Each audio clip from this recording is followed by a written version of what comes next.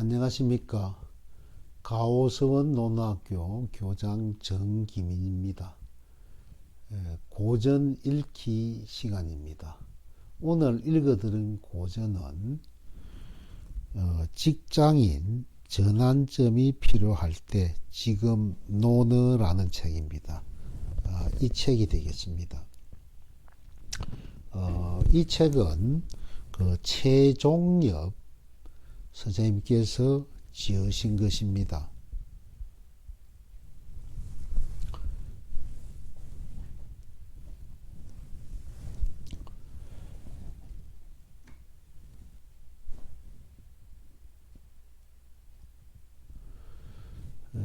이 책을 지으신 최종엽 선생님은 카이로스 경영연구소 대표로 계십니다.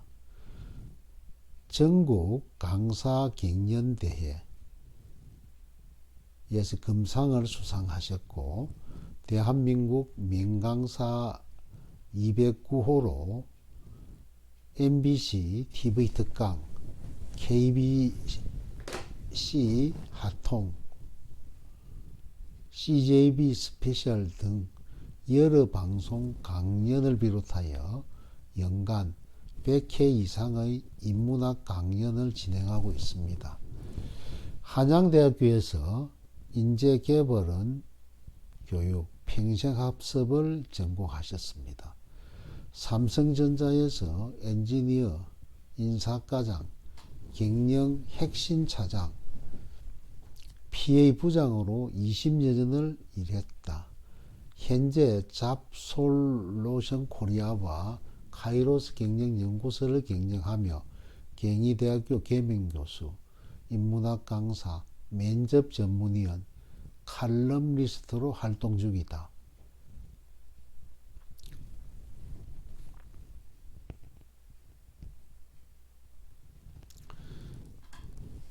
머리말입니다.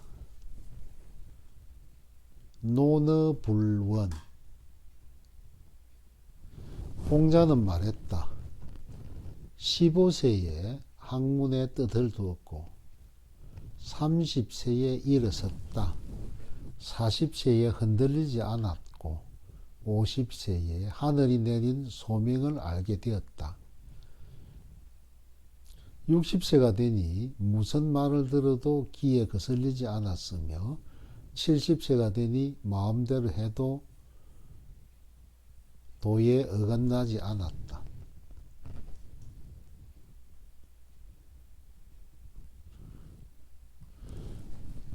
어느 유명 대학 교수는 노벨 과학상을 받기 위한 스펙을 이렇게 표현했다. 30세 이전에 박사 학위를 마치고 독자적 연구를 시작해 40세에 노벨상급 연구를 완성하고 50세에 울프상 등 프리노벨상을 받고 60세에 노벨상을 받는다.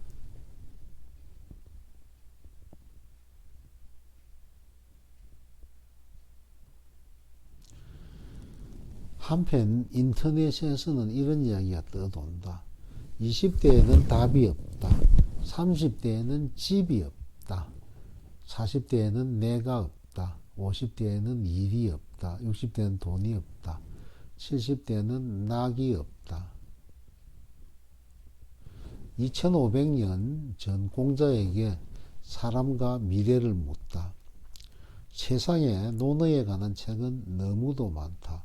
수천 년의 시간 속에 동서양의 많은 나라에서 수천 종류의 논어에 대한 책들이 출간되었다. 송나라 주자로부터 조선 후기 대학자 정약용에 이르기까지 논어를 해석한 해설서들이 있다.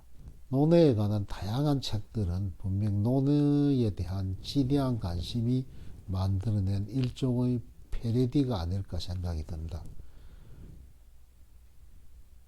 죄와 벌, 그리스 로마 신화, 로미오와 줄리엣을 읽는 이유는 우리가 꼭 러시아를 좋아하고 그리스와 로마를 흠모하고 영국을 사랑해서가 아닐 것이다.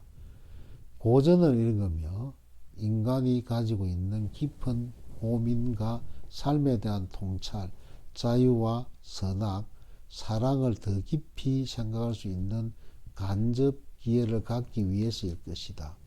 노너 또한 그렇다. 중국을 흠모해서도 오래된 춘추시대와 공자를 그리워해서도 아니다. 수천 년 전 어떤 위대한 스승과 제자들 간에 나누었던 간명한 대화를 통해 조금 더 밝고 바른 삶의 길을 생각해 볼 수 있기 때문일 것이다. 기독교를 전파하기 위해 16 내지 17세기에 중국으로 서구 예수의 선교사들이 들어갔다. 당시 선교사들에게 필요했던 것은 선교보다 중국을 이해하는 일이었다. 중국을 먼저 알아야 한다는 판단 아래 17세기에 이미 논어, 맹자, 대학, 중용, 주역, 호경, 소학 등은 라틴어와 영어로 번역했다. 특히 논어는 1621년 최초로 라틴어로 번역이 되었다. 동양의 고전이 라틴어와 영어로 번역되면서 볼테르, 라이프니츠, 루소, 케네, 휴m, 아담 스미스 등 당대 유럽의 최고의 지식인들은 공자를 숭배하기 시작했다. 공자 사상은 1688년 영국 명예혁명부터 1789년 프랑스 대혁명까지의 약 100년간 18세기 유럽의 계몽주의 사상의 씨앗이 되었다. 계몽주의의 선도주자였던 볼테르는 영국의 경험론을 배경으로 공명 철학을 전면적으로 수용해 합리주의 철학을 버리고 근대화 혁명의 지도 이념으로 삼았다. 그는 공자의 법을 따랐던 시대를 지구상에서 가장 행복하고 가장 존경할 만한 시대로 평가했다. 그는 공자의 탈종교적 인간상, 인의 도덕 철학, 사회 동포주의, 즉 후미니즘에 매료되었다.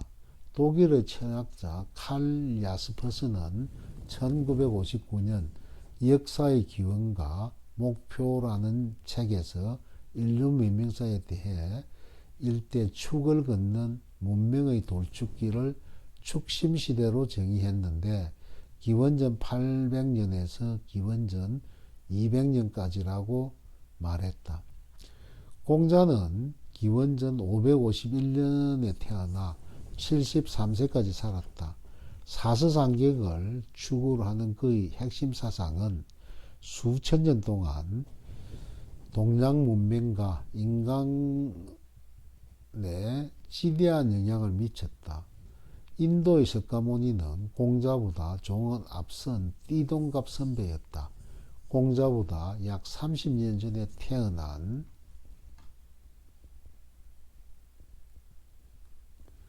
유명한 수학자도 있다.